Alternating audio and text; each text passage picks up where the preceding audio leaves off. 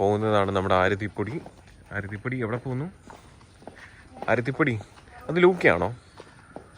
അത് ലൂക്കയാണോ?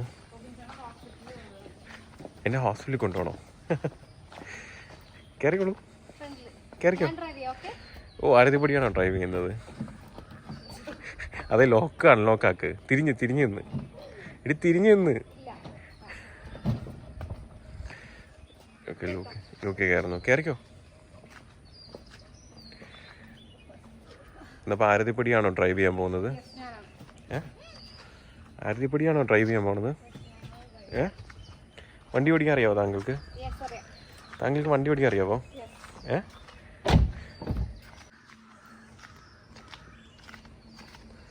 ആരതിപ്പൊടി എന്നെ അങ്ങോട്ടാക്കിയേ, എടുത്തേ. അതങ്ങോട്ടാക്ക്. നിനക്ക് ഡ്രൈവ് ചെയ്യാൻ അറിയാവോ? ലൂക്ക, ഹായ് ലൂക്ക. ലൂക്ക ഇങ്ങോട്ട് നോക്കൂ. ലൂക്ക,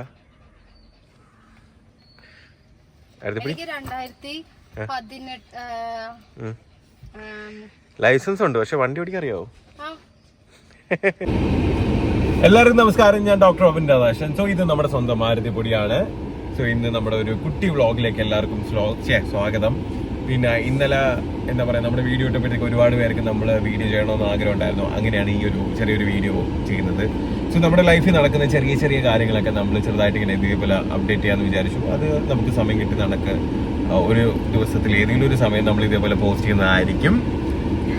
പിന്നെ എന്താ പറയുക, ഒരു ചെറിയ കാര്യം, എനിക്ക് കഴിഞ്ഞൊരു 2-3 വർഷമായിട്ട് എൻ്റെ ലങ് കപ്പാസിറ്റി കോവിഡ് വന്നതിന് ശേഷം തൊട്ട് ഭയങ്കരമായിട്ട് കുറവായിരുന്നു. അത് കാരണം എനിക്ക് ബ്രീത്തിൻ്റെ ഡിഫിക്കൽറ്റി ഉണ്ടായിരുന്നു.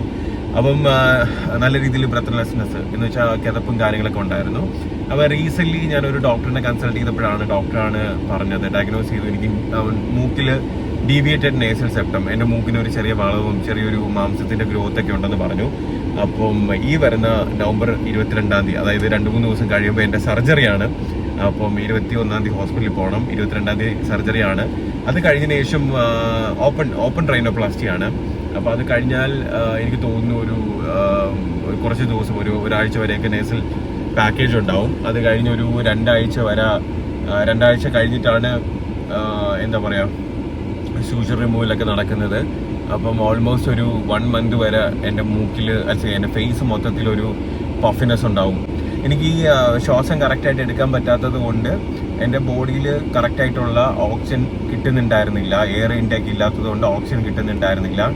അപ്പോൾ അത് കാരണം നല്ല രീതിയിൽ ക്ഷീണവും തലകറക്കവും, ചില സമയത്തൊക്കെ വണ്ടി ഓടിക്കുമ്പം എന്താ പറയുക, കണ്ണിൽ ഇങ്ങനെ ഇരുണ്ട് കയറുന്ന കണക്കൊക്കെ നോക്കും. എനിക്ക് ചെറിയ രീതിയിൽ BP ഉണ്ടായിരുന്നു. അപ്പോൾ ഞാൻ വിചാരിച്ചു BP കാരണമായിരിക്കും, ഹൈ BP കാരണമായിരിക്കും എന്നാണ് വിചാരിച്ചത്. പക്ഷേ ഇതും അതിൻ്റെ ഒരു റീസണാണ്. സോ അപ്പം എന്താ പറയുക, ഇതൊരു ചെറിയ അപ്ഡേറ്റ് ആണ്. കൊച്ചിയിൽ വെച്ചിട്ടാണ് ചെയ്യുന്നത്. സർജറി ചെയ്യുന്നത് ഡോക്ടർ വരുൺ നമ്പ്യാനാണ്. അപ്പോൾ പുള്ളിൻ്റെ ഹോസ്പിറ്റൽ ഇവിടെ കൊച്ചിയിൽ വെച്ചിട്ടാണ് സർജറി ചെയ്യുന്നത്. അപ്പം അതിൻ്റെയൊക്കെ കാര്യങ്ങൾ ഇങ്ങനെ ചെറുതായിട്ട് നമ്മൾ അപ്ഡേറ്റ് ചെയ്യുന്നതായിരിക്കും. പിന്നെ നമുക്ക് ഈ വ്ളോഗ് കാര്യങ്ങളൊന്നും എടുക്കാനായിട്ട് സത്യം പറഞ്ഞാൽ അറിയത്തില്ല. എന്നിരുന്നാലും ചെറുതായിട്ട് എപ്പോഴെങ്കിലും സമയം കിട്ടുമ്പോൾ ഇതേപോലെ വ്ളോഗ്സ് ഒക്കെ നമ്മളെ ഇഷ്ടപ്പെടുന്നവർക്ക് വേണ്ടി മാത്രം നമ്മൾ ഇടുന്നതായിരിക്കും. നമ്മുടെ ലൈഫിൽ നടക്കുന്ന കാര്യങ്ങളൊക്കെ ഇടുന്നതായിരിക്കും. പിന്നെന്താ പറയുക,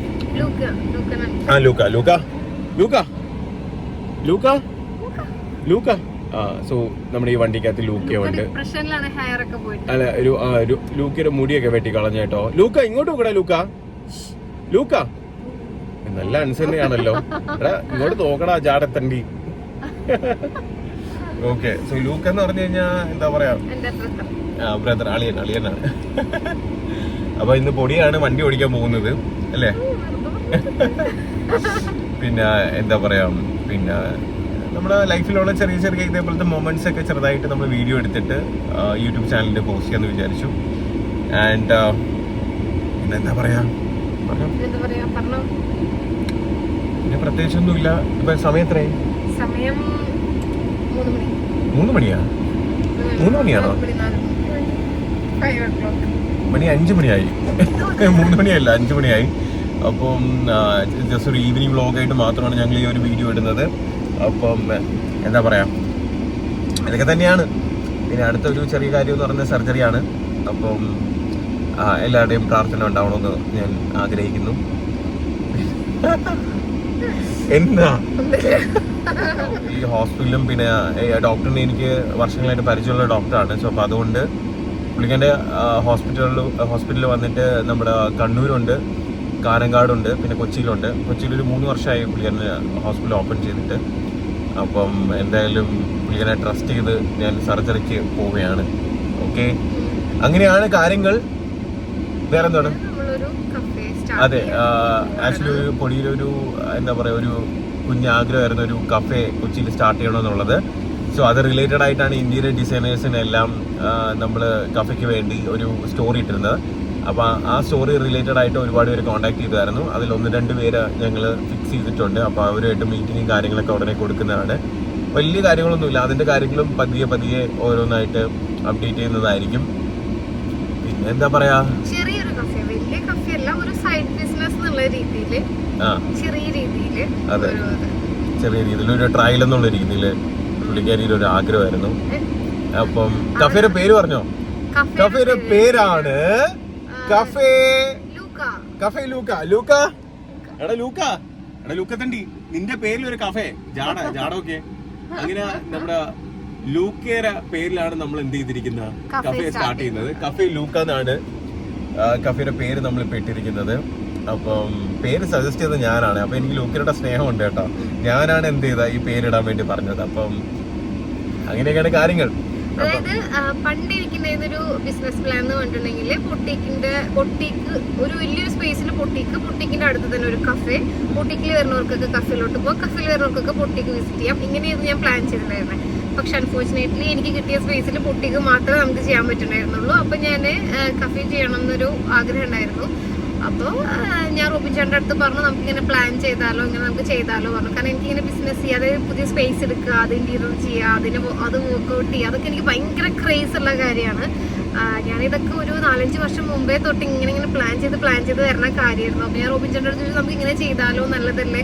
കാരണം ഫുഡിന്റെ ബിസിനസ് എന്ന് പറഞ്ഞിട്ടുണ്ടെങ്കിൽ നല്ല ഹൈജീനായിട്ട് പോകേണ്ട ഒരു കാര്യമാണെങ്കിൽ പോലും എന്താ പറയാ, ഭയങ്കര പ്രോഫിറ്റ് ഉണ്ടാക്കാൻ പറ്റുന്ന ഒരു ബിസിനസ്സാണ്. അപ്പോൾ നമ്മൾ 2 പേരും ഇപ്പൊ കൊച്ചിയിലുണ്ട്. ഇപ്പൊ എന്റെ ബിസിനസ് ഒരു സൈഡിൽ കൂടെ പോകുന്നുണ്ട്. അപ്പൊ നമുക്ക് 2 പേർക്കും കൂടെ ചെയ്യാൻ ഒരു ബിസിനസ്സും കൂടി നമുക്ക് സ്റ്റാർട്ട് ചെയ്യാണെന്നുണ്ടെങ്കിൽ നമുക്ക് അതിൽ നല്ലോണം എൻഗേജ്ഡ് ആയിട്ട് പോവാം. അതിന്റെ കൂട്ടത്തില് ഞാനൊരു കോസ്മെറ്റോളജി, ഒരു ഡെർമറ്റോളജിയുടെ ക്ലിനിക്ക് ഒന്ന് സ്റ്റാർട്ട് ചെയ്യാനായിട്ട് ഒരു പ്ലാൻ ഉണ്ട്. സോ അപ്പം ട്രിവാൻഡ്രത്ത് ഞാൻ ഓൾറെഡി നോക്കി വെച്ചിട്ടുണ്ടായിരുന്നു. അത് കഴിഞ്ഞതിന് ശേഷം കൊച്ചിയാണ് കുറച്ചുകൂടെ എല്ലാവരും പറയുന്നത് പ്രിഫറബിളി നല്ലൊരു ഏരിയ, സ്പോട്ട് എന്ന് പറയുന്നത്. കാരണം എല്ലാവർക്കും ഈസി ആയിട്ട് ആക്സസ് ചെയ്യാൻ പറ്റുന്നത്. കാരണം ട്രിവാൻഡ്രം വന്നിട്ട് തിരിച്ചു പോകാന്ന് പറയുന്നത് ഈ നോർത്ത് കേരള അല്ലെങ്കിൽ മലബാർ കേരളയിലുള്ള ആൾക്കാർക്കൊക്കെ അതൊരു ചടങ്ങാണ്. സോ കൊച്ചി ആകുമ്പോൾ ഈസി ആയിട്ട് എല്ലാവർക്കും ആക്സസ് ചെയ്യാൻ പറ്റും. അപ്പോൾ കൊച്ചിയിൽ തന്നെയാണ് നോക്കുന്നത്. അതിൻ്റെ സ്ഥലങ്ങളും ഞങ്ങളിപ്പം 1-2 സ്ഥലങ്ങൾ നോക്കി വെച്ചിട്ടുണ്ട്. അപ്പം നിങ്ങൾക്ക് കൊച്ചിയിൽ എവിടെയെങ്കിലും അതിനുള്ള സജഷൻ, ഈ രണ്ടിനുള്ള സജഷൻസ് ഉണ്ടെങ്കിൽ ഇതിൻ്റെ താഴെ കമൻ്റ് ആയിട്ട് രേഖപ്പെടുത്തുക. ഈ കഫേയിനുള്ളതും പിന്നെ ഈ പറഞ്ഞ കണക്ക് കോസ്മെറ്റോളജിയുടെ ക്ലിനിക്കിനുള്ള സ്ഥലങ്ങൾ, നിങ്ങൾക്ക് കൊച്ചിയിലെ നല്ല സ്ഥലങ്ങൾ ഏതെങ്കിലും ഉണ്ടെങ്കിൽ നിങ്ങൾ എന്താ പറയുക, അതിനെപ്പറ്റി ഒന്ന് അനലൈസ് ചെയ്തിട്ട് നിങ്ങളുടെ സജഷൻസും കൂടെ കമന്റ് ആയിട്ട് രേഖപ്പെടുത്തുക. അത് ഞങ്ങൾ വാല്യൂ ചെയ്യുന്നതായിരിക്കും, ഞങ്ങളത് കൺസിഡർ ചെയ്ത് നോക്കുന്നതായിരിക്കും. അതെ. അതിലപ്പം കുറച്ച് കാര്യങ്ങളൊക്കെ ഉണ്ട്, ലൈസൻസ് കിട്ടുന്നതും അങ്ങനെ കുറച്ച് കാര്യങ്ങളൊക്കെ ഉണ്ട്. അതൊക്കെ ഓൾറെഡി ഇങ്ങനെ അതിന്റെ കാര്യങ്ങൾ നടക്കുന്നുണ്ട്. പിന്നെന്താ പറയാ, പിന്നെ ലൈക്ക് എന്താ പറയാ, പിന്നെ പുതിയൊരു വിശേഷം, റോബിച്ചേട്ടൻ ഞങ്ങളുടെ കൂടെ നടന്ന് ഡിസൈനിങ് ഒക്കെ പഠിച്ചിട്ടുണ്ട്. ഇപ്പൊ കസ്റ്റമേഴ്സിന്റെ ഡ്രസ്സൊക്കെ ഡിസൈൻ ചെയ്യുന്നത് റോബിച്ചേട്ടനാണ്. എന്റെ ഡിസൈൻസിനെക്കാട്ടിലും ഇപ്പൊ എല്ലാവർക്കും ഭയങ്കര ഇഷ്ടം റോബിച്ചേട്ടന്റെ ഡിസൈൻസ് ആണ്.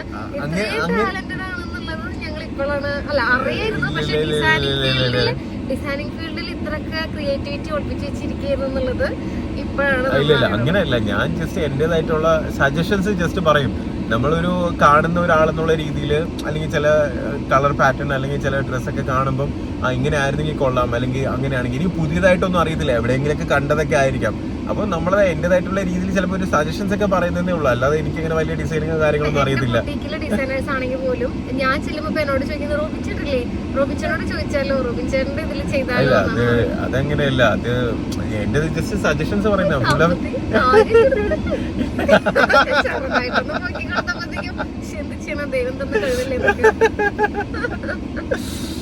എന്താ പറയാ. അപ്പം ഇതാണ് നമ്മുടെ ഇന്നത്തെ ഒരു ചെറിയ ഒരു എന്താ പറയാ ഈവനിങ് എന്ന് പറയുന്നത്. ചെറിയ ഫ്യൂച്ചർ പ്ലാൻസ് ഒക്കെയാണ് പറഞ്ഞത്. ഇത് കഴിഞ്ഞ പൊടി എനിക്ക് ചായ ഇട്ട് തരാന്ന് പറഞ്ഞിട്ടുണ്ട്. ദൈവമേ വേണ്ട വേണ്ട വേണ്ട, അത് ചായ കുടിച്ചിട്ട് അടുത്ത വ്ളോഗിൽ ഞാൻ പൊടിയുടെ ചായ എങ്ങനെ ഉണ്ടെന്ന് പറയുന്നതായിരിക്കും.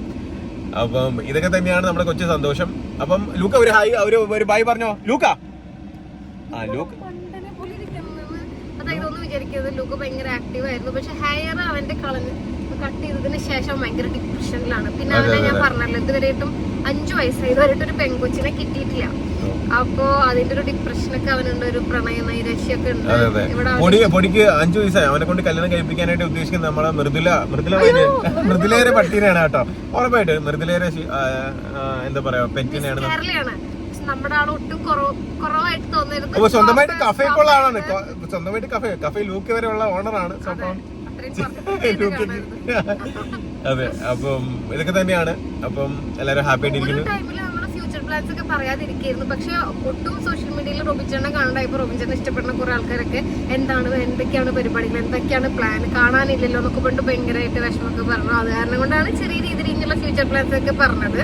ഇതൊക്കെ നമുക്ക് വർക്ക്ഔട്ട് ചെയ്ത് എടുക്കണം. ഞാൻ പറഞ്ഞില്ലേ, ഞാനിപ്പം കറന്റ് ഞാൻ എന്റെ ഹെൽത്ത് ആണ് കറന്റ് ഫോക്കസ് ചെയ്യുന്നത്. കാരണം ഹെൽത്ത് കുറച്ച് വീക്കാണ്. അപ്പൊ അതുകൊണ്ട് ഇപ്പൊ ഗ്രാജുവലി എന്റെ എന്താ പറയാ വെയിറ്റ് ഒക്കെ ഇങ്ങനെ കുറച്ചുകൊണ്ടിരിക്കുകയാണ്.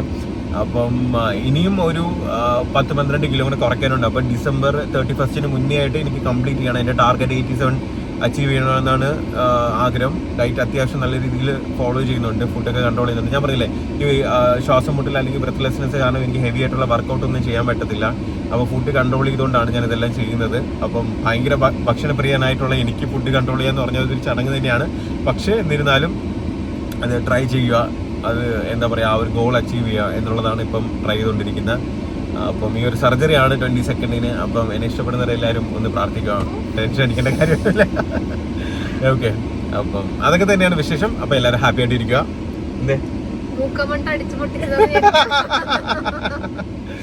ശരി ശരി ശരി. അപ്പൊ എല്ലാവർക്കും ബൈ ആൻഡ് കീപ് സ്മൈലിംഗ്.